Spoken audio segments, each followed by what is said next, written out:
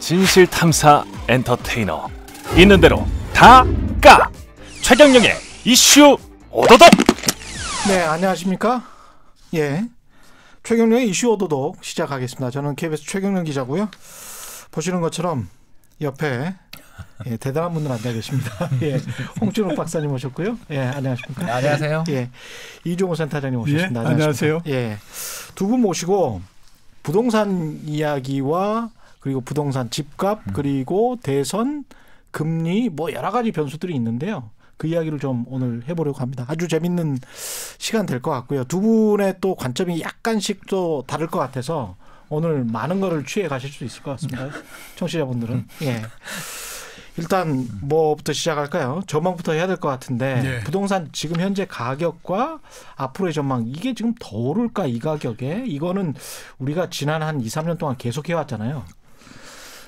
너무 높은 것 같은데 더 오를까 뭐 이러는데 계속 올랐어요. 예, 이거 뭐 어떻게 보십니까? 지금 이 시점은? 예, 뭐 일단 제가 먼저 매를 맞자면 예. 1, 2년은 더 가지 않겠나 싶은 신호가 좀 많이 보이는 것 같습니다. 오른다 아니면 유지한다? 더 오른다. 오른다. 예, 그 뒤에 유지냐 뭐 아니면 더 탄력이 둔하냐지. 예. 올해 내년은 일단 저는 좀 강세로 보고 있습니다. 오른다. 예. 올해 내년은 강세다. 그러면 어느 정도 오를까요? 이게 좀 무섭습니다. 작년 서울 아파트가 13% 올랐거든요. 예, 근데 올해 5월까지 얼마 올랐냐면 거의 한 7% 올랐어요. 5월까지 또 7% 예. 올랐어요? 그래서 6월 탄력이 더 강화된 것 같거든요. 그래요? 예, 그래서 왜냐하면 그 4월 선거 이후에 탄력이 지금 강화되고 있거든요. 예, 그래서 이런 점들을 생각하면 일단 기세는 더군다나 서울만 오르는 것도 아니고 전국이 불장이라서 심리도 좋고 심리가 좋다. 돈도 많이 풀렸고 또 금리 인상 이야기하지만 뭐 저는 일단 올려봐야 많이 못 올릴 가능성이 있어서 그 이야기도 좀 이따 해보죠. 예, 그리고 무엇보다 내년 봄에 대선이 있다는 게 부동산 시장의 굉장히 강세 요인이다.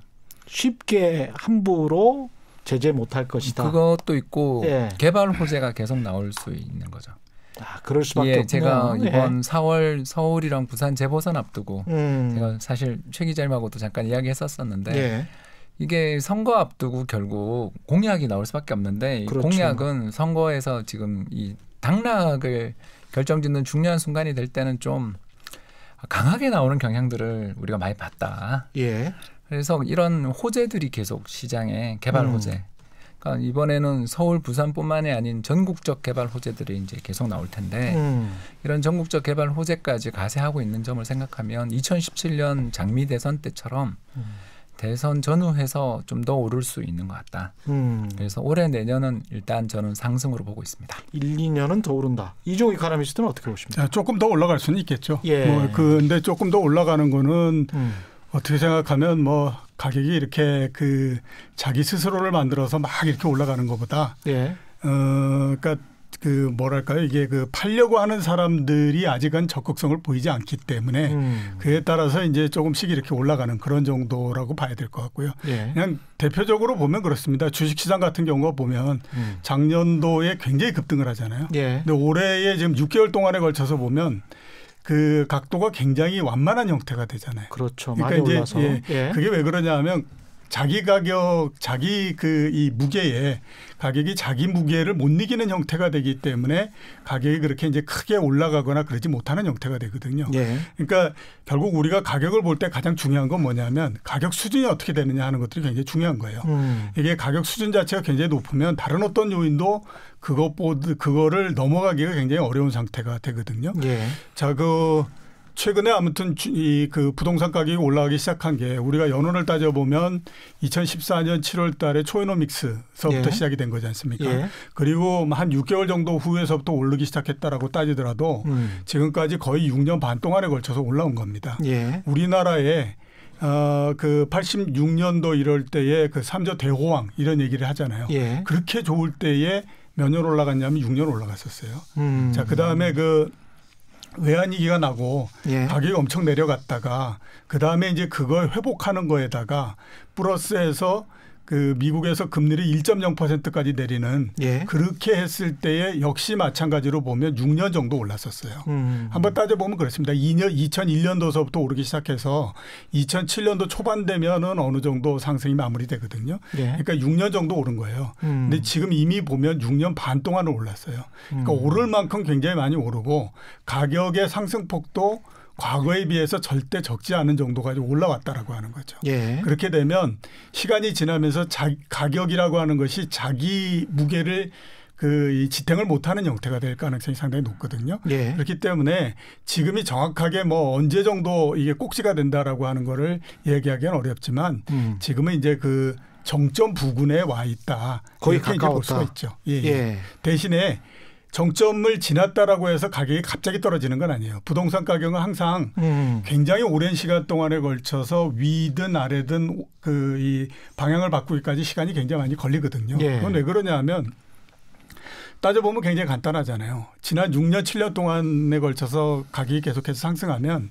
사람들은 거기에 졌기 때문에 가격이 계속해서 올라간다라고 생각을 해요. 예. 거기다 부동산은 굉장히 큰 자산이기 때문에 누구든지 그 부동산이라고 하는 큰 자산을 쉽게 내놓으려고 하지 않거든요. 그러니까 가격이 가장 높은 그러니까 만약에 어떤 아파트 단지가 있으면 사상 가장 높게 거래된 가격에다가 내가 내놓고 계속 기다리는 형태가 되는 거죠. 예. 그러다 보면 어떤 일이 벌어지냐면 거래가 잘 안 되는 형태에서 오랜 시간 동안에 걸쳐서 그 높은 가격이 계속 유지되는 형태가 되거든요. 올해 제가 봤을 때 하반기서부터는 그런 국면으로서 들어간다 이렇게 보고 있습니다. 그럼 홍 박사님은 1, 2년 정도 오르다가 그 다음에는 어떻게 된다 보세요? 아이 완만한 조정은 저는 가능성이 이제 낮아지고 있다. 야, 이것도 또 두 분이 약간 좀 다르네. 그러면 그 1, 2년 후 이후에는 뭐 크래시까지 될지는 모르겠습니다만 예. 저는 이번엔 조정이 좀 있을 거다라고 보는 쪽이죠. 1, 2년 후에. 예. 그럼 지금 집사면 안 되네. 꼭 1년, 2년이라는 말을 하기는 저는 이제 좀 어려운 게 왜냐하면 저희들 이코노미스트들이 암만 노력해도 사실 전망을 아무리 노력해도 정확히 맞출 수가 없고 그렇죠. 더군다나 올해도 아니고 내년, 내후년 일은 이건 그냥 스토리잖아요. 그렇죠. 그런 의미에서 일단 그런 전제하에 제가 이제 내년까지는 좀 많이 오를 것 같다고 저는 보는 이유가 많이 오를 것 같다. 예, 그러니까 올해 내년은 저는 스파이크. 그러니까 이종우 센터장님 말씀에 그림은 같은데 약간 색채가 조금 다른. 이거 각도가 다르네요. 예, 저는 가파르게 올랐다 가파르게 떨어질 수 있다라는 게 걱정인 거죠, 저는. 예, 가파르게 올랐다 가파르게 떨어지고 지금 강보합 정도 가다가 완만하게 떨어질 것이다 이렇게 말씀하시는 거고. 근데 저는 그렇게는 안 보고요. 왜 그러냐면 일단 이게 제일 걱정이 저는 전세. 예, 그러니까 작년에 임대차 3법을 6월에 해서 이제 7월부터 계약갱신 청구라는 길고도 어려운 조건이 생겼어요. 그러니까 2+2예요. 예, 4년 간다. 예, 근데 이제 그 뒤에 이제 무슨 일이 생겼냐면 지난해 한 해 동안 서울 전세가 얼마 올랐냐면 12.3%. 맞아요. 참 임대차 3법의 부작용이 크게 나타났습니다. 그리고 뭐 지금도 한 5% 올랐어요. 벌써. 올해도 작년만큼 오르는 분위기예요.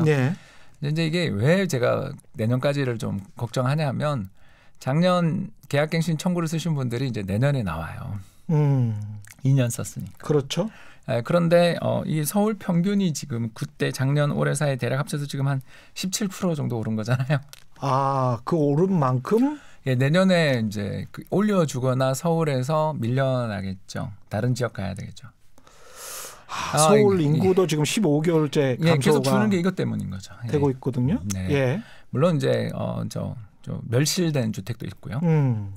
그리고 공실이 높아져요. 그런데 이 공실이 왜 높아지냐면 임대차 계약을 하시는 분이 계약갱신 청구라는 걸 썼는지 안 썼는지가 좀 불분명한 부분이 있어서 그분이 계약갱신 청구라는 걸 확증을 하려면 집주인 들어가겠다라든가 뭐 이런 여러 가지 액션이 있어야 그에 이번에 썼어요가 자동 연장이 아니고 이번에 썼어요를 확인할 수가 있잖아요. 그래서 최근에 나오는 여러 판례들이 그 계약갱신하시는 분들을 굉장히 보호해주는 쪽으로 판례가 나오고 있어요. 그렇죠. 그렇기 때문에 집주인 입장에서는 결국 이 계약갱신 문제라든가 이런 쪽에 있어서 두려움들이 있거든요. 왜냐하면 내가 2년 뒤에 들어가야 되는데 그때 이 사람이 안 나갈 수도 있다라는 문제들 이런 것들을 여러 가지를 해결하는 가장 쉬운 방법이 내가 거기 들어갈 테니까 비워주세요. 뭐 이런 그렇죠, 식의 그렇죠. 그런 네. 걸 하게 되는 과정에서 무슨 일이 벌어지냐면 공실이 생길 수밖에 없잖아요. 집주인이 네. 임대를 놓고 전세를 놨던 집을 몇 년 만에 들어가는데 인테리어도 하고 수리도 하고 뭐 여러 가지 그래야죠. 예, 그런 여러 마찰적 비용들 속에서 집에 실질적인 전세의 공급이 줄어드는 일이 또 추가가 되겠죠. 그렇구나. 예, 그러면 이제 이게 내년에 가을부터 무슨 일이 기다리고 있냐면 그러니까 쉽게 얘기해서 아파트 단지 어떤 단지가 계약갱신 청구를 쓴 건 한 4억 정도의 전세가 됐는데 이게 예. 서울 평균 기준으로 지금 제가 이야기하는 거죠. 예. 최근에 서울 지역의 평균 전세 가격이 6억에서 7억 사이잖아요. 예. 그러니까 2억 정도 이상을 올려주는 일들이 비일비재하게 지금 벌어지고 있거든요. 그렇게 전세가가 올라가면 매매가는 오를 수밖에 없다라는 거죠. 왜냐하면 이 논리네. 아까 이 분들 입장에서 4억에 계속 계약갱신을 써서 살고 계시는 동안은 불안하지 않겠냐라는 거죠. 저는 2년 뒤에 전세를 얻어야 되는데 그 전세 가격이 지금 같은 단지에 새로 나가신 분의 새로운 전세 계약을 받더니 지금 내 가격보다 2억 3억이 비싸다라면 예. 그에게 정해져 있는 선택은 두 가지잖아요. 하나는 2, 3억을 모으든가 예. 뭐 대출을 더 받든가 해서 전세금을 올려주며 이 동네에 사는 게 있겠고 또 다른 하나는 내가 이 돈을 가지고 있는 바에야 이걸 계속 남한테 계속 줄 돈을 모으는 바에야 차라리 레버리지를 일으켜서 돈을 빌려서 예. 좀 무리가 되더라도 집을 사자. 그러니까 이 전세 가격 올려줄 분을 갭이 얼마 안 되니까. 예, 그거를 찾아서 이제 가는. 그래서 최근에 서울도 많이 오르지만 사실은 양주, 고양 그리고 시흥 같은 서울의 서부나 북부 쪽 그동안 상대적으로 덜 올랐던 지역들의 부동산 가격이 오르는 게 저는 이수요라고 생각을 하거든요. 그러면 이게 언제까지 가냐 하면 내년 아까 제가 말씀드린 계약갱신 청구를 작년 하반기에 많이 쓰셨으니까 그 물량에 이제 나가야 되는 이사를 그렇죠, 나가셔야 그렇죠, 되는 그렇죠. 물량이 내년 하반기에 나오니 그걸 앞두고 많은 매매가 저는 그런 분들의 입장에 처하신 분들의 많은 매수가 있지 않겠냐. 그런데 이제 문제가 그 가격에 유지가 되냐. 이건 이제 이종우 센터장님 말씀에 전적으로 동의를 하는 어떻게 게. 보십니까? 이 부분은. 글쎄요. 계약 갱신해서 2년 2+2 이렇게 하는 것과 예. 그다음에 그냥 과거처럼 2년 이 전세를 하는 것과 그다지 큰 차이가 있다라고 볼 수는 없는 거거든요. 예. 왜냐하면 2+2가 있다라고 해서 내가 4년 동안을 주기 때문에 지금의 전세값보다도 훨씬 더 높은 가격에 내가 전세를 주겠다라고 했을 때에 거기에 들어올 사람은 없습니다. 어차피 그 마켓 자체가 바이어스 마켓인지 셀러스 마켓인지 그 성격이 어떤가에 따라서 다르겠죠. 그렇기는 하지만 예. 2+2가 된다고 하더라도 지금의 이 아파트 단지에 몇 평짜리 아파트의 전세 가격이 12억이다. 예. 그랬는데 나는 2년 후에 들어오지 않을 거기 때문에 실제적으로 2+2가 되니 4년이니까 지금 12억인 거를 13억에 당신은 전세를 하십시오라고 얘기했을 때 그거를 억셉트할 사람이 그렇게 많지 않다라고 하는 거죠. 그러니까 예. 그거는 제가 봤을 때에 과거에 그냥 2년 갱신하는 거하고 그다지 크게 차이가 나지는 않는다라고 봐야 될 것 같거든요. 예. 그렇기 때문에 물론 최근에 전세 가격이 상당히 많이 상승을 하고 이러는 거는 맞지만 그거 자체가 부동산 가격 전체를 굉장히 많이 끌어올리는 역할을 할 것이다라고 하는 거는 글쎄요 제가 봤을 때는 그다지 좀 과연 타당할까라는 생각이 들고 예. 그다음에 또 그 전세 가격 많이 오르고 그러는 건요. 우리 옛날에 한번 생각해 보세요. 옛날에는 전세 그 기간이 1년이었어요. 예. 그죠? 그걸 2년으로 그 연장을 한 거잖아요. 예. 그 법적으로.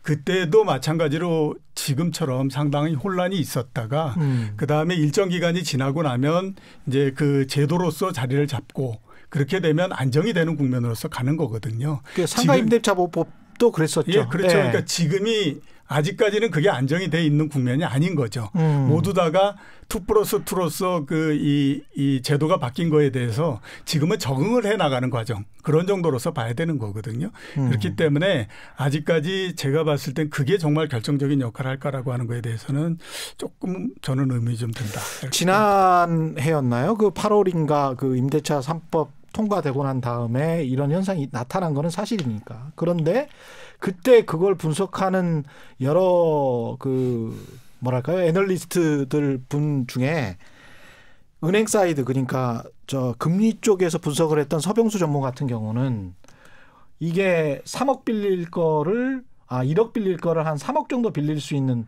금리의 하락폭이 있었기 때문에 그걸 쉽게 말해서 전세 세입자가 받아줄 수 있었다는 거죠. 2억 3억 정도가 올라가는 거를. 근데 지금 이제 내년에는 어떻게 될지는 모르겠지만 지금 금리 상승기로 점차 가고 있다는 거는 모든 사람이 동의하는 거는 같은데 금리 상승기로 갔을 때 이걸 받아줄 수 있는 세입자가 있을 것인가. 지금 대출금리는 계속 오르고 있는데 이 부분에 관해서는 어떻게 보세요? 네, 뭐 앞에 했던 이야기를 조금만 이어서 조금 더 설명을 하자면 이제 1989년에 임대차법이 개정돼서 1년 살던 게 2년 됐거든요. 그렇죠. 그리고 그 뒤 1990년부터 실제로 우리나라 전세 가격이 안정됐어요. 그래서 1990년, 91년을 전후해서 안정됐는데 그때는 이제 국민주택 200만 호 건설이 있었죠. 예, 그래서 뭐 일산, 분당을 비롯한 우리나라의 일기 신도시들 건설이 또 서울만 있었던 게 아니라 지방 광역시에도 다 신도시 건설이 있어서 대규모 입주 물량이 쏟아지는 가운데 임대차법의 충격이 완화될 수가 있었잖아요. 그런데 지금 일단 이제 작년까지 해서 만 5년 연속 연평균 마이너스 20% 정도 공급이 감소하고 있었거든요. 그러니까 전국 기준으로. 그러다가 이제 지난해 연말부터 인제 플러스로 돌아섰어요. 그러니까 전년 동기 대비 증가율이. 그래서 요 물량의 입주가 수년 내는 지금 보이지 않는 상태에서 그러니까 대규모 주택 입주가 보이지 않는 상태에서 전세가가 안정을 찾으려면 그러니까 심리도 바뀌고 또는 전세가 오르는 것도 좀 꺾이는 뭔가 수급에 있어서 변화가 있어야 되는데 그게 좀 잘 안 보이는 게 이제 걱정인 거고요. 공급 물량의 부족. 그러니까 임대차를 이렇게 안정시키고 보호해 주려는 그 마음은 뭐 공감을 하는데 문제가 이제 그 서울 지역 기준으로 아파트 입주 물량이 자세히 나오니까 대략 올해가 한 2만 호, 내년 1만 호 정도로 이렇게 보통 평년 수준이 4만 3천 호 정도 입주하는 지역을 입주 물량이 굉장히 줄어드는 과정에 임대차 보호를 해버리니까 이제 좀 일종의 미스매치가 생긴 거죠. 그러니까 수급 밸런스가 버틀렉이 좀 생긴 거고요. 이 버틀렉 생긴 문제가 해결되면서 저도 안정을 찾을 거라고 보는데 이제 다만 격렬하게 진행되는 이유가 뭔가?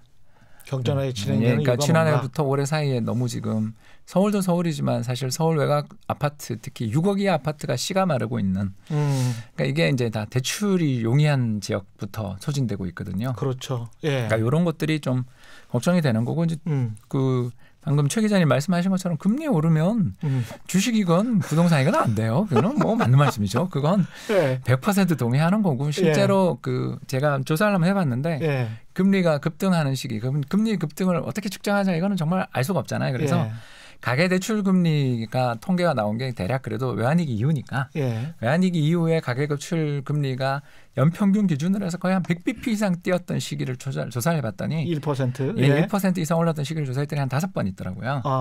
그러니까 많이 오른 순서대로 조사를 해봤죠. 했더니 그 오른 다음에 부동산 시장의 연평균 상승률을 봤더니 그게 한 3% 정도로 줄어요. 그런데 지난 우리나라의 평균적인 부동산 가격의 연평균 상승률이 한 7% 정도가 나오니까 반토막 난 것도 발견했고 더 나가서 그 금리 인상 이후 1년 동안에 무슨 일이 있었냐면 마이너스로 전환해버리는 그러니까 아파트 가격 자체가 마이너스를 기록해버린 경우도 그 5번 중에 2번이나 있었어요. 그렇죠. 그런 걸 보면 금리가 급격히 인상된다라고 하면 이게 아까 제가 이야기했던 가격의 급등이 계속되면 올해 내년 만약 저는 이제 전제가 그거였으니까 가격이 이 속도대로 뭐 계속 가지는 않겠지만 아무튼 뭐 이것도 평균보다 훨씬 높은 속도니까 그러니까 반년 만에 1년 평균 상승률을 넘어서는 이 정도는 급등이라고 볼 수 있으니까 이게 급등이 이어지는 동안에 금리가 이렇게 만약 우리가 가정하는 금리 급등까지 나오게 되면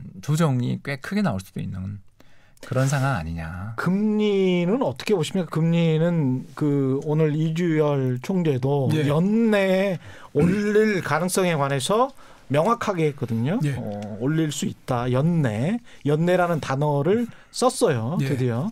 그러면 올린다면 보통 뭐 2번 정도 0.25bp 정도 갈 것 같지 않습니까? 그렇게 되면 어떻게 될까요? 제가 봤을 때는 뭐 0.25%씩 25%? 올려서 연말에 1.0%를 만든다고 하더라도 그거 자체가 그렇게 높은 거는 아니죠. 금리가. 그렇죠. 그렇기 때문에 그걸로 해서 이제 결정적으로 부동산 가격이 꺾인다 이렇게 이제 보기는 어렵고요.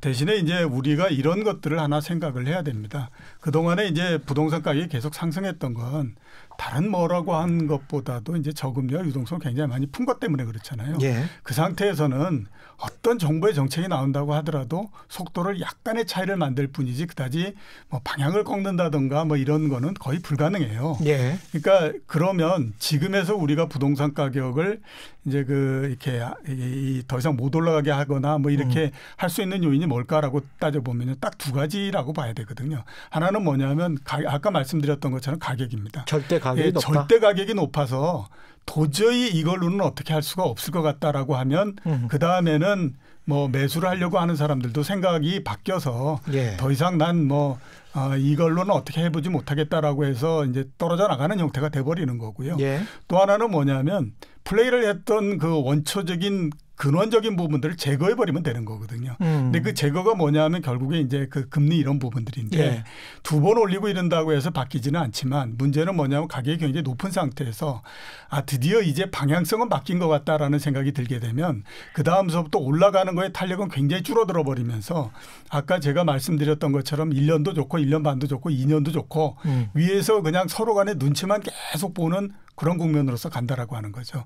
그러다가 어떤 시점이 되면 이제 생각해 보니까 이제 더 이상 올라가는 건 아닌 것 같다라고 하면 그때에서부터 매도 쪽이 다시 작동을 하면서 가격이 떨어져 버리는 형태가 되는 거거든요. 예. 그리고 떨어질 때는 굉장히 빠른 속도로서 내려와 버리는 형태가 되기 때문에 예. 제가 봤을 때에 지금 당장에 뭐 연말까지 2번 금리를 올린다라고 해서 그게 당장에 뭐 이렇게 부동산 가격을 끌어내리고 그러지는 않지만 이제 부동산이라고 하는 거에 대한 매력도를 떨어뜨리는 역할. 이거는 시그널은 분명히 줄 것이다. 예, 그렇죠.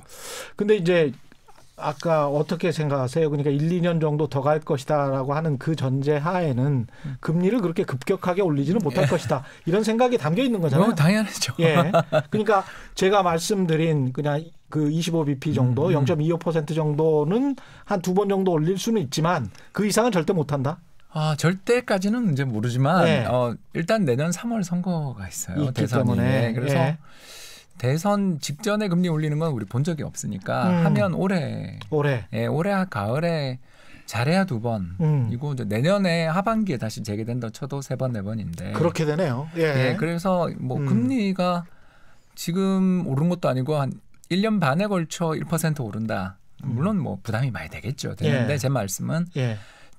자박자박 올리는 동안에 문제가 되는 게 아니라 방금 이종호 센터장님 말씀하신 것처럼 누적되겠죠. 부담이. 그렇겠죠. 예, 그걸 좀 측정한 지표가 바로 주택구입 부담지수라는 지표인데 이 지수가 이제 주택금융공사 부산에 내려가 있죠. 예. 주금공에서 발표하는 지수인데 이게 간단해요. 이게 뭐냐면 100만 원 소득을 가지고 있는 사람이 25만 원 정도 이자랑 원리금 부담을 부담하면 적정이다. 예. 이렇게 가정하는 지수예요. 예. 아쉬워요. 그러니까 예. 100만 원 중에 25%만 집에 관련된 비용을 쓰면서 자기가 이 사람을 집을 샀다. 이거 이 사람 버틸 만하다. 이렇게 볼 수 있는 거죠. 예. 그러면 이제 지역마다 다를 거 아니에요. 왜냐하면 지역마다 집값이 다 다르니까. 그렇죠. 그래서 역사적인 평균, 그러니까 2004년부터 이 데이터를 발표했는데 전국 평균이 얼마냐면 60이에요. 그러니까 한 15만 원? 예. 그 정도만 하는 거죠. 그러니까 100만 원의 소득이라면 예. 가정이죠. 이건 예. 우리나라 가계 평균 소득 400만 원이니까 이보다는 훨씬 더 되는 거 알지만 제가 계산상 그냥 100만 원 중에 15만 원이 한국 평균이에요. 예. 그리고 지금 얼마냐면 그보다 적어요. 57이에요. 그러니까 우리나라 전체 아파트 가격으로 보면 이거 굉장히 싸요. 그래서 우리나라 경제가 제 생각엔 그렇습니다. 부동산 시장이 버블이다 이렇게 얘기하시는 분들한테는 저는 동의할 수 없다. 왜냐 한국 부동산의 전체 평균 가격은 굉장히 지금 소득 대비나 이자율 대비 낮은 상황이다. 서울은 이제 문제가 되는 거죠. 그래서 서울이 한국은행도 그 이야기를 하는 그렇죠. 거잖아요. 예. 그래서 저는 한국은행의 이번 금융안정 보고서를 보면서 저도 공감했어요. 예. 저도 그 열심히 읽었는데 예. 그러니까 서울이 얼마냐면 역사적 평균이 120 그러니까 한 30만 원 쓰는 거예요. 예. 근데 지금 얼마냐면 153만 원. 아니 153. 그러니까 얼마입니까? 한 50만 원 가까이 지금 그렇죠. 50만 원 아니고요. 한 50만 원 가까이 쓰고 있는 거죠. 그러면 소득의 전체 40% 이상을 넘어서서 50% 갈 때 저희는 이걸 뭐라고 그러냐면 위험 가구라고 그러거든요. 위험 가구. 예, 혹은 한국은행 표현으로는 취약 가구라고 불러요. 예. 근데 이종호 센터장님이나 저나 금리는 완만하게 오른다고 하더라도 1%는 1, 2년 한 2년 정도를 넉넉하게 보면 1% 오를 것 같잖아요. 예. 그러면 이 이자 2%. 부담은 1%가 오르는 거잖아요. 그렇죠. 이 시장 금리는 더 오를 수도 있고. 그렇죠. 이건 제가 이야기하는 정책 금리니까. 그렇죠. 그럼 이게 얼마까지 제가 그냥 가격이 안 오르고 우리 현재 상태로 2년간 전혀 주택 가격은 오르지 않고 예. 이미 오르고 있지만 일단 예. 전혀 그렇죠. 저는 계산을 쉽게 하기 위해서 예. 하고서 이자율만 좀 오른다고 해가지고 계산을 받으면 160 나오더라고요. 근데 이 160이 뭐냐면 역사상 최고치거든요. 2008년. 그러니까 그 금융위기 직전에 그 유명한 그 선거 있었잖아요, 한번. 그 그렇죠. 2008년 4월 선거 때 막 그 뉴타운 선거라고 불리면서 그 공약이 엄청나게 남발됐던 예. 그 선거 때 집값이 급등했잖아요. 예. 그거에 이후 소득 대비 이자율 대비 가장 부동산 가격이 많이 높아지는 해가 올해인 거예요. 근데 제가 아까 잠깐 이야기하기를 올해 상반기만 서울 집값이 이미 7% 올랐다고 제가 그랬잖아요. 예. 그럼 이걸 계산을 하면 이미 6월 현재 도달했을지도. 이미 2008년 역사적 고점을 도달했는데 여기에 금리가 인상되니까. 예. 그런데도 이제 조정을 받으면 정말 그런 다행이 없는데 저는 아까 이야기했던 그런 논리로 좀 더 집값이 더 과열로 더 간다라면 이게 이제 160을 넘어 170, 180까지 가게 된다면 그 뒤에 조정이 완만하게 아름다운 조정이 오겠는가? 그래서 크래시가 될 수가 있다. 그러니까 가격 지금부터에 달려 있죠. 예. 아니 이제부터 안 오르면 또 이게 모르는 일이에요. 예. 부동산이라는 게 항상 그렇잖아요. 만약 그런 식으로 떨어지면 얼마나 떨어지는 겁니까? 외환위기 때 15% 떨어졌거든요. 전국적으로? 아니요, 서울. 왜냐하면 전국은 그렇게 안 빠지죠. 예. 외환위기가 발생했던 1997년, 98년 한 해 동안 마이너스 14.6%. 그렇거든요. 근데 이제 단지별로 보면 반토막 나는 데가 많았죠. 그리고 그렇죠. 그때 그때 이제 DJ 정부 때 우리 경기 회복돼서 다음에는 또 플러스 12%였으니까 그렇죠. 잠깐 끝났고요. 이제 예. 우리가 제일 걱정되는 건 2008년 이후에 그렇죠. 이제 10, 11, 12, 13으로 네. 가던 그 4년 연속 빠질 때 그때 하락폭을 보니까 대략 한 7, 8% 정도 빠지는 걸 볼 수가 있었거든요. 예. 그러니까 이번에는 그러니까 제가 이야기하는 건 최악의 가정. 최악의 가정. 예. 금리가 좀 많이 오르고 저희들 생각보다 도 많이 오르고 주택 구입 부담 지수가 뭐 180 넘어 190을 간다. 예를 들어. 이러면 정말 힘들잖아요. 예. 그 다음에 시장이 우당탕 이렇게 조정을 크게 받게 될 때는 아까 했던 7% 조정하고 15% 조정 사이 정도도 나올 수 있는 이건 굉장히 큰 거거든요. 왜냐하면 이건 단지별로 매덕 떨어지는 겁니다. 이거는. 그럴 수도 있고요. 이게 또 문제가 뭐냐면 그때는 위기라 좀 약간 금융위기 이래서 그냥 어떻게 보면 이거 큰일 났네 이러고 지나갔는데 이게 경제가 그렇게 위기가 없는데도 빠지기 시작하면 이거는 좀 심각할 수도 있거든요. 시장의 분위기가 자체가. 그렇죠. 그래서 더 갈 거야 하다가 무너지는 거니까 좀 제가 말씀은 이제 거래가 터진 다음에 무너질 수도 있어서 그런 경우는 좀 위험해질 수 있잖아요. 그래서 제가 뭘 미래를 알겠습니까만 현 속도가 유지된다. 이거는 정말 위험하다라는 거죠. 그러니까 제 이야기의 핵심은 연 13%씩 지금 오르고 있는데 이 속도대로 만약 올해도 그냥 하반기도 가버리고 내년까지 만약 봄까지 간다면 이건 좀 굉장히 위험한 그 레벨이 될 수도 있는 거고 그때는 어디서 무너지냐 이건 저도 몰라요. 그러나 외부 충격이 약해지겠죠. 그러니까 별일 아닌데도 좀 취약하게 흔들릴 수도 있는 거죠. 그래서 현재만 놓고 보면 이 정도에서만 조정돼도 2008년 고점보다 조금 낮은 수준에서 조정되니까 또 우리 그동안 경제도 펀더멘털도 튼튼해졌으니까 하고 이렇게 좀 우리가 위안을 해볼 수가 있는데 이 속도 작년 속도가 계속 2, 3년을 만에 하나 간다면 이건 정말 조정이 그렇게 완만하게 나올 것인가 고온이 나올 것인가 그런 거에 대해서 저는 회의적인 거죠. 한국에 대해서 쭉 얘기를 하셨으니까요. 예. 제가 미국을 가지고 한번 좀 얘기를 해보죠. 1년에 23% 부동산이 올랐습니다. 그랬는데 정부가 매달마다 부동산 사라고 돈을 한 40몇 조씩 공급을 해준다고 생각을 해보세요. 만약에 우리나라에 그런 일이 있다라고 하면 이거는 정부를 뒤집어 엎자고 난리를 쳤을 거다라는 생각이 들어요. 그죠? 맞는 비유네요, 진짜. 그런데 미국이 지금 그런 형태입니다. 중위 가격의 주택 가격을 보면 작년 1년 동안 딱 23% 정도 올랐거든요. 예. 근데 지금 뭐 양적 완화 얘기하잖아요. 그 안에 보면 MBS가 들어가 있습니다. MBS가 1년 그러니까 한 달에 얼마냐면 400억 불씩 예. 그 정부가 공급을 해주거든요. 예. 그거 따지면 43조 뭐 이렇게 되잖아요. 예. 근데 그걸 우리나라의 그 경제 규모가 미국의 12분의 1 정도니까 잘라서 그 하면 매달마다 3조씩의 돈을 정부가 부동산을 사는 데에 대준다. 그 부동산 가격이 주택담보채권 그렇죠. 23% 오른 상태에서 그러면 이건 우리가 봤을 때 저것들이 정말 미쳤다. 이런 얘기를 할 수밖에 없잖아요. 지금 미국이 그런 상태예요.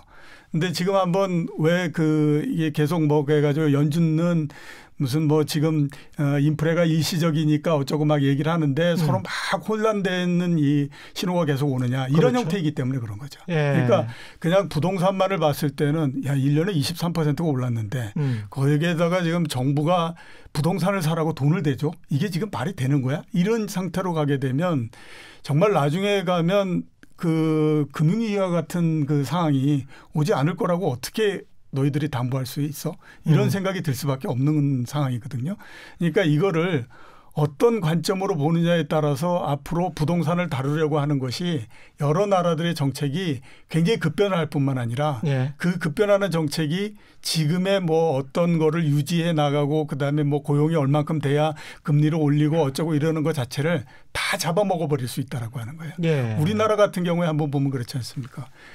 4월 달에 재보선 선거를 하는데 집권당이 부동산 때문에 패배했다라고 얘기를 하니까 그다음에는 모든 정책의 포커스가 어디로 넘어가 버리냐 하면 부동산으로 해서 넘어가 버리는 세금 줄여주는 쪽으로 나오죠. 그렇죠. 그러니까 똑같이 보면 이게 지금 그 부동산 가격이 높은 거는 전 세계적인 형태이고 그다음에 그거를 잡아야 된다라고 하는 거는 이제 어떻게 생각하면 대의가 돼버리는 그런 형태가 되는 거거든요.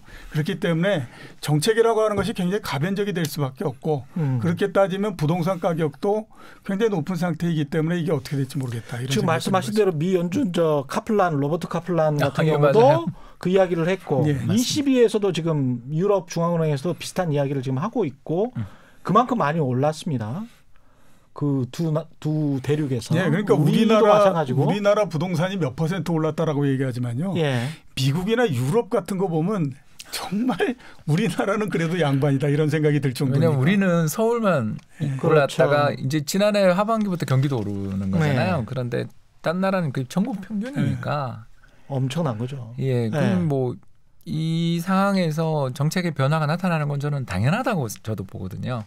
근데 아까 어떤 시그널이나 트리거를 생각을 안 할 수가 없는 게 당장 뭐가 이제 폭락하고 이럴 때 어떤 정책 당국자의 이상한 말 한마디로 그전에는 똑같은 말을 했는데 전혀 반응 안 하다가 근데 홍남기 부총리 같은 경우에 어젠가 오늘인가 인구가 10년 20년 후에 어떻게 될지 모른다 뭐 이런 이야기를 했잖아요. 그러니까 이게 인구 문제도 사실 계속 우리 내리 속에 있단 말이죠.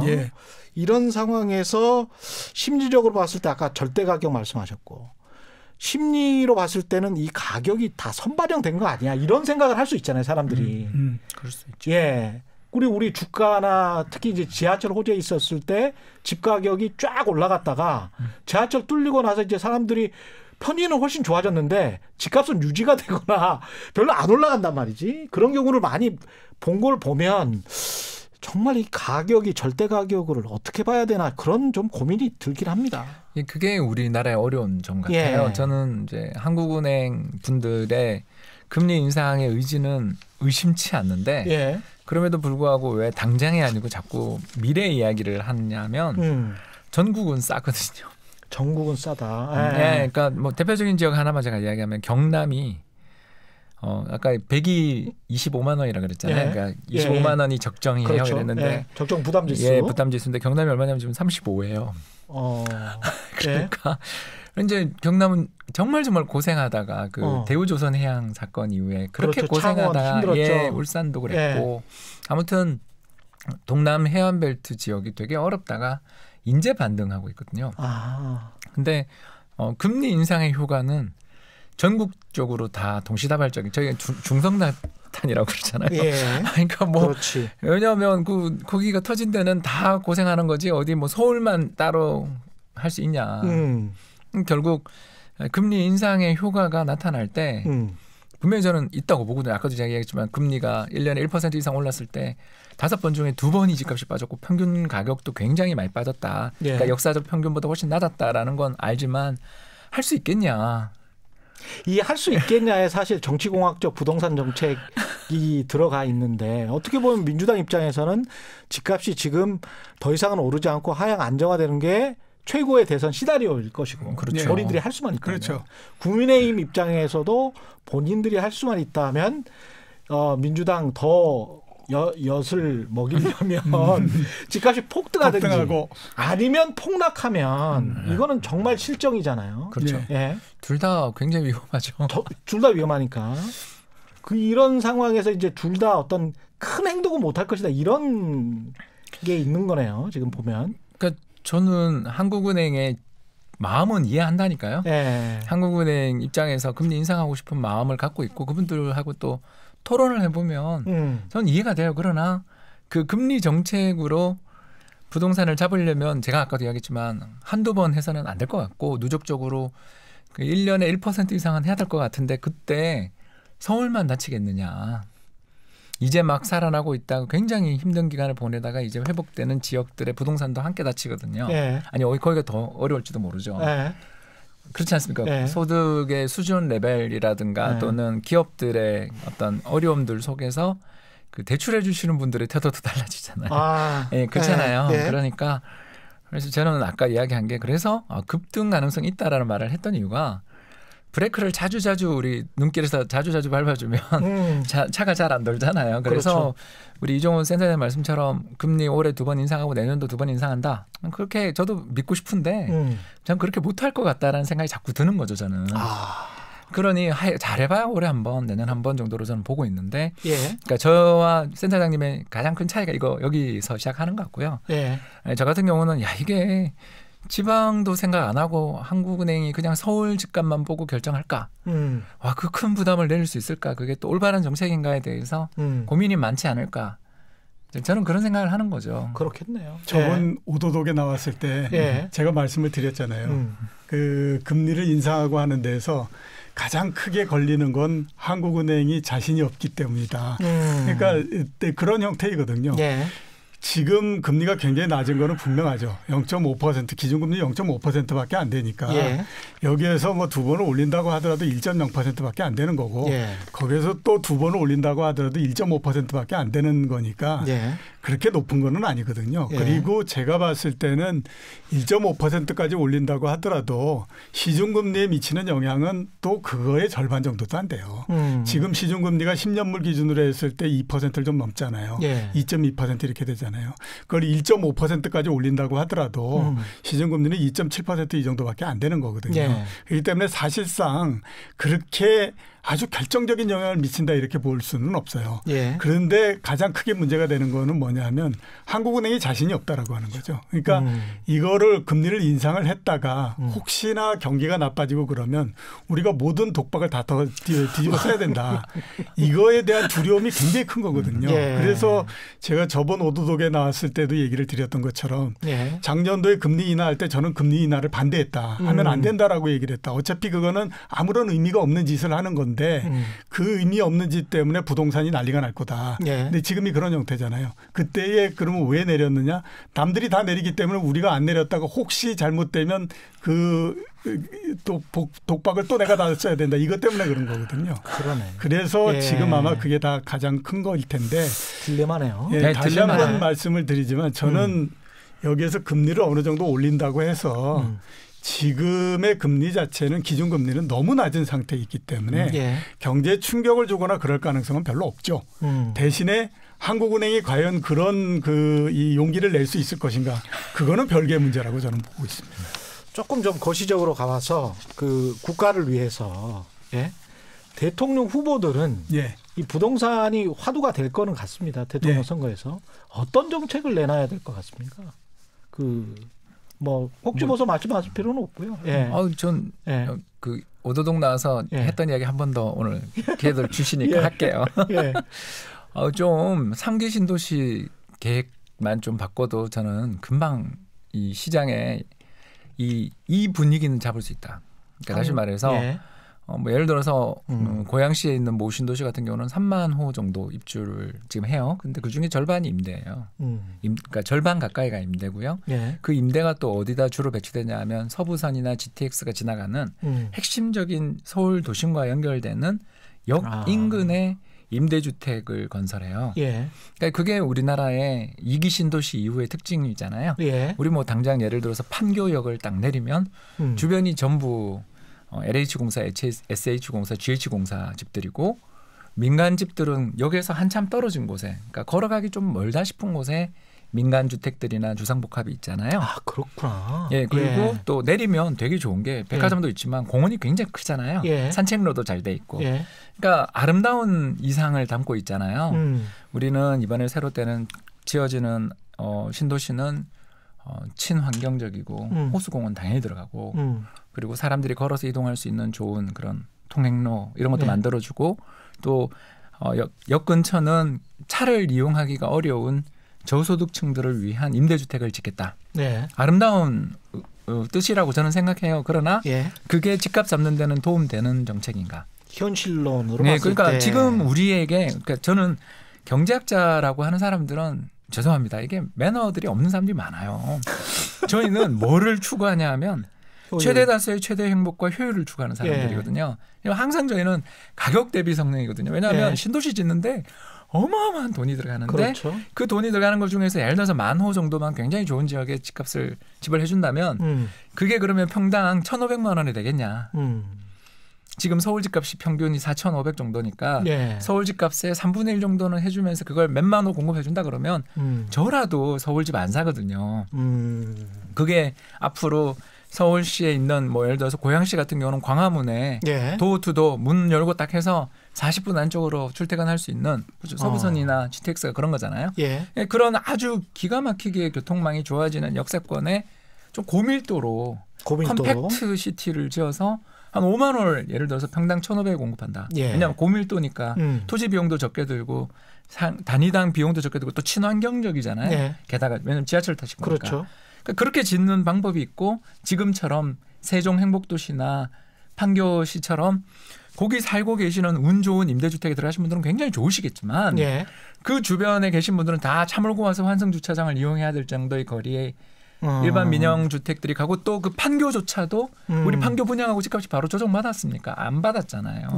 그 정도 공급 물량 정도로는 정말 죄송합니다만 벌겋게 달아오른 거에 물 한 바가지에 불과했잖아요. 결국 우리가 2010년 이후 11년 이후에 집값이 이렇게 빠지게 됐던 이유는 결국 금리 엄청 오르고 세계 경기 안 좋아지고 거기다가 보금자리 주택이니 뭐니 해서 계속 주택 공급이 쌓이고 쌓이니까 그 뒤 4년에 걸친 조정이 나타났던 거잖아요. 그런 우리는 과거의 역사를 알잖아요. 그러면 제 입장에서는 효율을 좀 추구하자.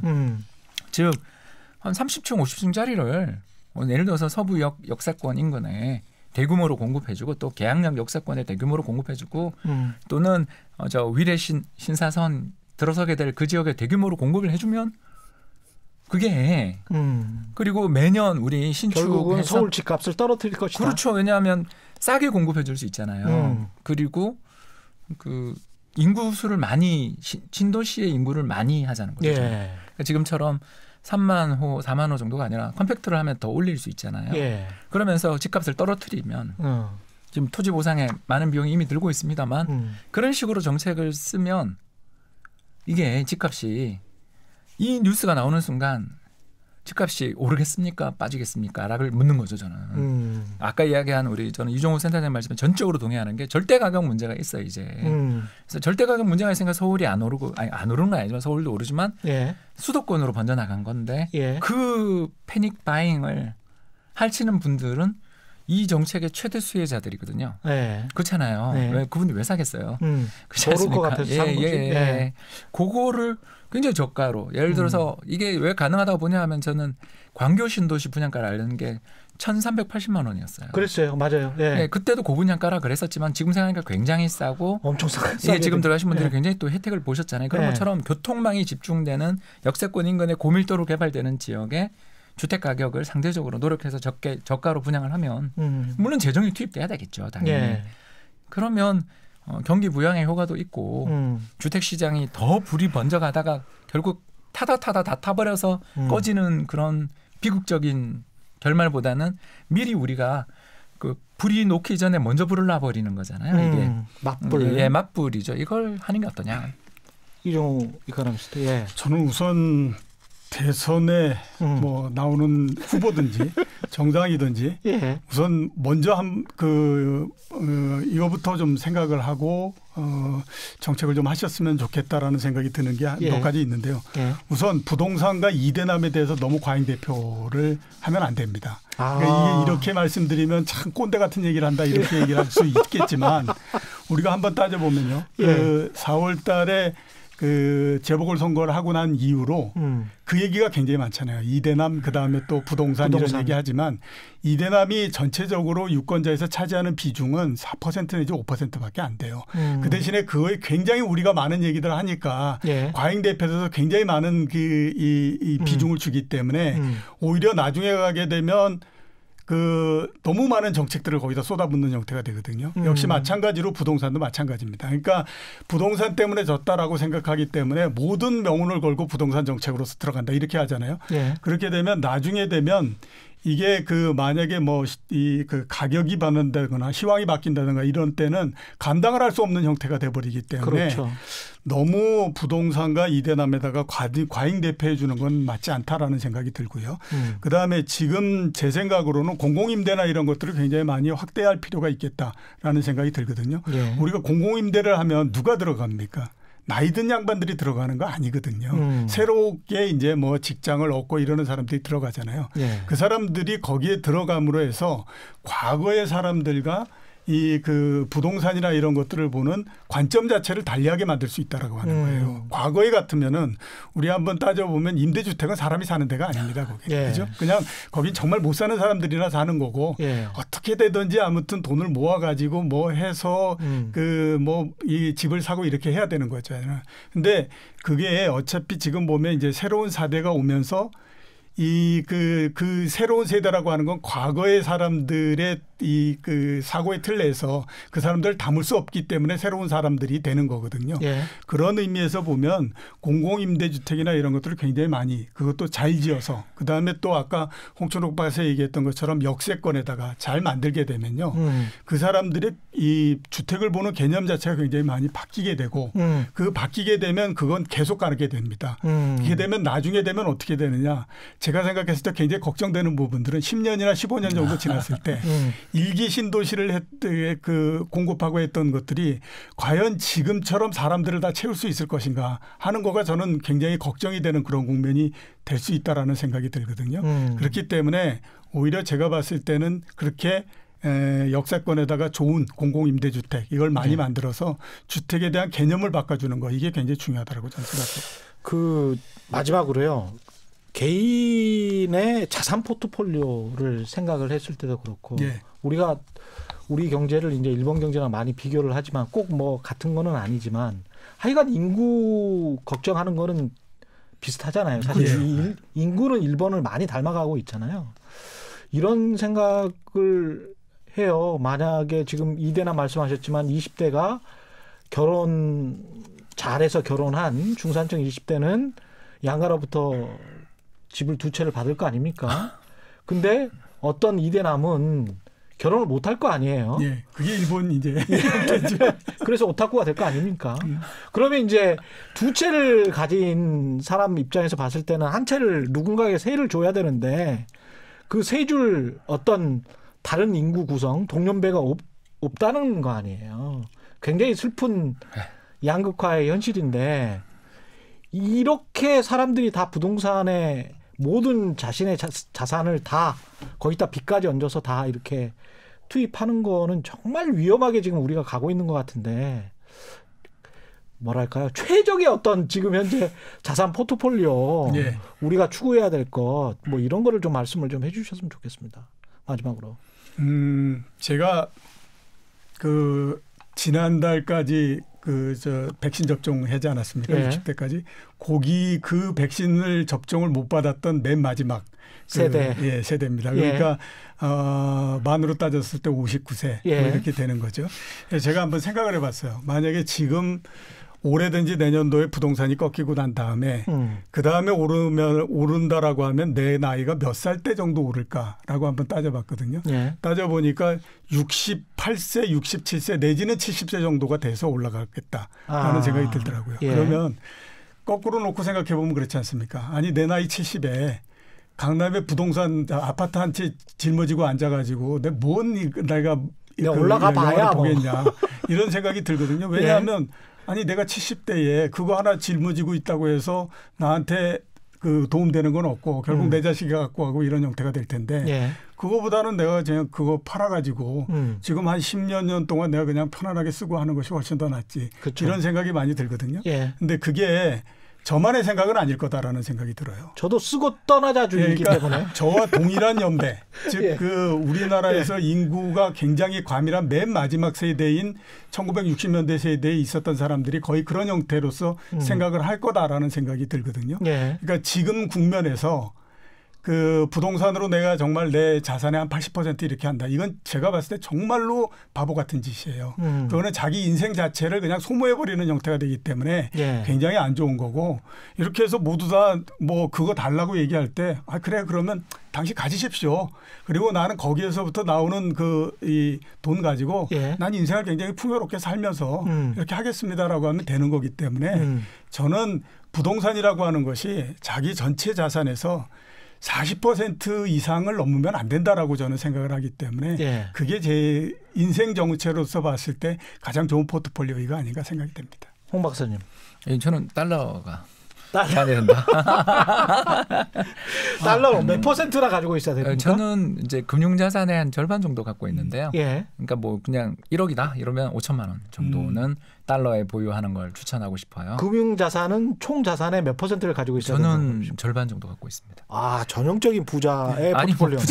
전형적인 부자의 포트폴리오. 국민은행에서 조사한 전형적인 부자의 포트폴리오. 자산 포트폴리오로 말씀하시는 겁니다. 자산 포트폴리오. 저는 채권입니다. 채권. 채권에서 저는 전 재산의 60% 이상이 채권인데 이게 왜 좋으냐면요. 제가 회사를 은퇴한 지가 한 3년 정도 됐는데 은퇴하고 난 다음에도 매달마다 거의 회사를 다닐 때에 제가 월급을 받았던 거에 60% 이상이 나옵니다. 그거는 매달마다의 그 이자로서 꼭 나오기 때문에 그걸 한번 생각해 보시면 내가 죽을 때까지 나는 계속 그 연금을 받고 있는 거예요. 그냥 특별히. 근데 한번 또 생각해 보면 지금 금리보다도 올라가면 올라갔지 지금보다 금리보다도 떨어지지는 않아. 그러면 금리가 올라가면 나는 과거의 연봉보다도 훨씬 더 높은 걸 받게 된다라고 하는 거죠. 뭐 저도 미국 국채 사고 있습니다. 그러니까 두 분 다 꼭 기억하세요. 두 분 다 현금 흐름, 캐시플로우를 꼭 염두에 둔 자산 포트폴리오를 가지고 있다. 근데 우리 일반인들은 스탁, 이 딱 쌓아두고 있는 거 있잖아요. 부동산. 이거 내 거. 이거를 가지고 있다. 이거는 영 아니다. 이런 프로분들한테 비하면 이거를 꼭 기억하시기 바랍니다. 오늘 여기까지 하겠습니다. 최근의 이슈 오도독 지금까지 이종우 이코노미스트 그리고 홍춘욱 EAR 리서치 대표 두 분과 함께했습니다. 고맙습니다. 고맙습니다. 감사합니다. 단단한 껍질에 쌓여있는 궁금한 이슈를 들고 다음 시간에 다시 돌아오겠습니다. 고맙습니다.